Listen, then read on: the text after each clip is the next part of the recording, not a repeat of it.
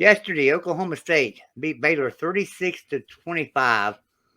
Paul, there was something I didn't see coming. Really, I knew Oklahoma State was a good team, but Baylor was a totally awesome team. I thought, especially they were preseason favorites to win the Big 12. They're out of the rankings now this week for the first time all year. You know, Chapin for Baylor, man, he had a terrific day. 28 of 40, 345 yards, 2 touchdowns. Did throw 2 interceptions and one of them wasn't his fault. It looked like a West Virginia team that couldn't catch a ball and it got tipped and intercepted. So, Paul, give us your thoughts on that game. What did you see? I think that we were all a little bit prisoners of the moment on Iowa State and the fact that Oklahoma State had played three teams that aren't, anything to write home about. I mean, Arizona State fired their coach the week after. They played Central Michigan. It was 51-15 at halftime. I mean, like all these different things, that they did. And then I think they played Arkansas Pine Bluff. So we didn't really know who Oklahoma State really was. And we found out yesterday that they're really darn good. They're not as good on defense as they were last year, but Baylor still has the same problems. They didn't go away in a week. They've got, they'll have one thing that goes well for them. Monterey Baldwin had a really great game yesterday.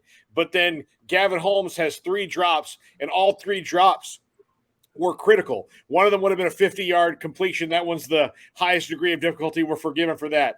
Dropped one on the first drive that might have been a touchdown and would have been sure a first down that let Oklahoma State hold Baylor to a field goal on that first drive where they went right down the field on Oklahoma State. And then the last one went right through his hands and into the arms of the Oklahoma State defender for an interception, which pretty much put the game out of reach for Baylor at that point. It was just going to get really tough for them. Spencer Sanders is better. Oklahoma State's really good. Baylor can still get better, and they can still win the conference. This is almost exactly what they did last year, save for the BYU loss, having a non-conference loss. But, they just have inexperience in certain positions, and it shows itself at the worst times. And Gavin Holmes is probably the least experienced sixth-year player ever because he's been hurt for 5 years. So you've got a lot of guys that are just not used to doing things out there, and it showed itself there yesterday. All of their deficiencies kind of stacked up on each other. And, Jeff Grimes, a play caller, I think is really excellent, had a couple of brain farts himself where, you're running a toss sweep on your own 1 yard line into the end zone. Like, what are you doing? Like, just if you're going to do that, just tell Chapin to just throw the ball out the back of the end zone and give them 2 free points, because that's essentially what they did. So there were a lot of things not to like. There were a lot of things to like in that game. But the biggest takeaway I had was not really so much about Baylor. It was Oklahoma State's pretty damn good. Yeah, they are. So Monterey Baldwin, he had 7 receptions for 174 yards, averaged 24.9 yards a reception and 2 touchdowns. That is a tremendous game. But, going back to Spencer Sanders, he was 20 of 29, 181 yards, 1 touchdown, 1 interception. Their leading receiver was Brendan Presley. He had 8 receptions for 86 yards, 10.8 yards average. Now, another thing for Baylor, too, I was noticing, is they have 3 running backs, Reese, Jones, and Williams. All 3 of them averaged over 5 yards a carry. That's a pretty good running back core you have. Quaylen Jones, I'm not completely sold on yet. I mean, he's the best pass blocker they have, which is why I think he plays more. If Tay McWilliams could come back and play, that changes this offense, but he's still out maybe another week or 2. I don't know. It's always vague. Dave Aranda's never going to say, if he's definitely going to play, he usually says, yeah, he's going to play. But if they don't know, he's going to be vague on it because he doesn't want to lie to anybody.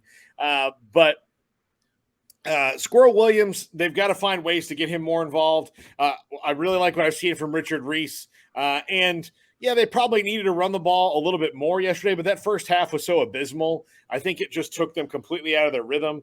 And, it kind of let Spencer Sanders do everything he wanted to do. So, that's what I was looking at. They're good at running back, but they're, again, not experienced, or they're like Squirrel Williams, who's in his 3rd year here or 4th year, and he's been hurt the whole time. So they've had to kind of overcome this. Squirrel and Gavin Holmes kind of live in similar worlds.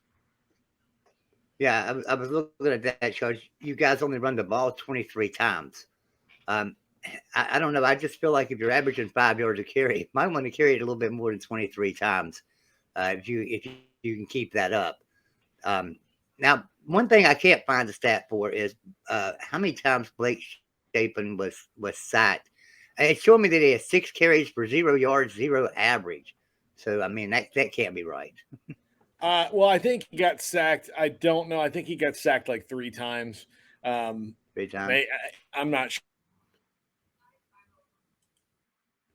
for his life yesterday. Some of those are kind of Shapen's fault, but Connor Galvin, their left tackle, who's their best returning offensive lineman, really had a rough day yesterday. So that was the other part of it. Was it's just kind of weird that he wasn't completely dominating like he has been in the past. So Will, our Notre Dame resident Notre Dame guy, he says Spencer Sanders looks like a new quarterback since he beat us. Yeah, Look, he's gotten better every single year. Every single year, he's gotten better.